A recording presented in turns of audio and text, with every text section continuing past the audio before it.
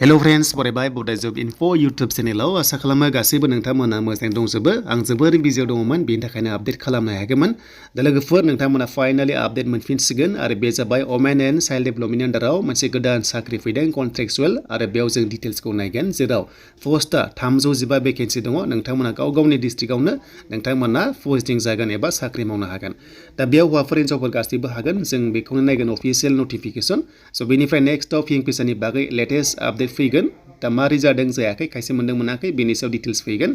दा जोङो अफिशियेल साइडआव फैनाय लोगो लोगो नोंथांमोना बेयाव मोनदों जे स' नोंथांमोनाहाय मिशन शक्तिनि आन्दाराव बेयाव नोंथांमोना पस्टिं जानो हागोन एबा साख्रि मावनो हागोन मोनसे मिशन ओंखारदों आरो बे जाबाय ससियेल वेलफेयारनि आन्दाराव एबा वमेन एन्ड चाइल्ड डेभेलपमेन्टनि आन्दारावनो नोंथांमोना साख्रि मावनो हागोन एन्ड बेनिफ्राय बेयाव डिस्ट्रिक्ट दङ बेयाव होनायाव पस्टिं जागोन स' बेनिफ्राय बिनि लास्ट डेटआ 18 मार्चसिम थागोन नोंथांमोना 18 मार्चसिम थागोन पस्टआ बेबायदि दङ स' बेखौ नोंथांमोना मोनदों सुपारिनटेन्डेन्ट मोनदों फार्स्टआव 35 बेनिफ्राय अफिस एसिस्टेन्ट मोनदों 35 आरो लोगोसे माल्टिपार्पस स्टाफआव दङ 70 बेनिफ्राय कुकआव दङ 70 बेनिफ्राय सिकिउरिटि गार्डआव दङ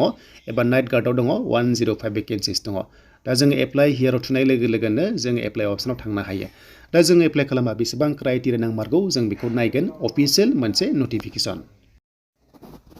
दा फाइनाली बे जाबाय जोंहा अफिशियेल नटिफिकेशन दा लास्ट डेट अनलाइननि जाबाय 18 मार्चसिम थागोन नोंथांमोना मिशन शक्तिनि आन्दारावहाय नोंथांमोना एंगेजमेन्ट जानानै थानो हागोन टेम्परारि हिसाबै एबा कन्ट्रेक्चुअल हिसाबै रेगुलार पस्ट नङा स' बेनिफ्राय नोंथांमोनाहाय बेयाव अफिशियेल मोनसे लिंक मोनदों बेयाव नोंथांमोना वाक इन इन्टारभिउनि बागै गासिबो डिटेल्सखौ मोनगोन बैसोआ 21 इयार्स आरो मेक्सिमाम जोंनि एसटी हिसाबै 43 इयार्स बाट नर्मेला जाबाय 38 स' बिनिफ्राय क्वालिफिकेशननि डिटेल्सखौ नांगोन नोंथांमोना आपल'ड खालामनांगोन एज प्रुफ नांगोन भटार आइडि कार्ड नांगोन वर्क एक्सपिरियेन्स दङबा मोजां एन्ड बेनिफ्राय खायसेयाव नाङा कास्ट सार्टिफिकेट नांगोन दा फार्स्टनि पस्टआव नोंथांमोना वमेनफ्राल' हागोन अके बेयाव होनाय नोंथांमोना जेरैहाय MSWफोर दङबा बेनिफ्राय एटलिस्ट 5 इयार्स वर्किं एक्सपिरियेन्स बेयाव बिदों 21,000 पर मान्थ मोनगोन गासिबो डिस्ट्रिक्टआनो बेयाव हागोन नोंथांमोना पस्टिं जानो हागोन स' बेनिफ्राय सेकेन्ड पस्टआव दङ 35 दङ बे जाबाय अफिस एसिस्टेन्टआव नोंथांमोना जायफ्रानोखि नोंथांमोना डिग्री पास खालामबाय लोगोसे नोंथांमोना मिनिमाम 3 इयार्स वर्किं एक्सपिरियेन्स दङ अब्लाथाय बे पस्टआव नोंथांमोना एलिजिबल जागोन 70,000 पर मान्थ मोनगोन आरो बेयाव जायफ्रा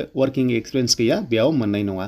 एन्ड बेनिफ्राय माल्टिपार्पस स्टाफआव फैबाय नोंथांमोना जायनोखि 10 पास खालामबाय स' जायनो 10 पास खालामबाय नोंथांमोना बेयाव हागोन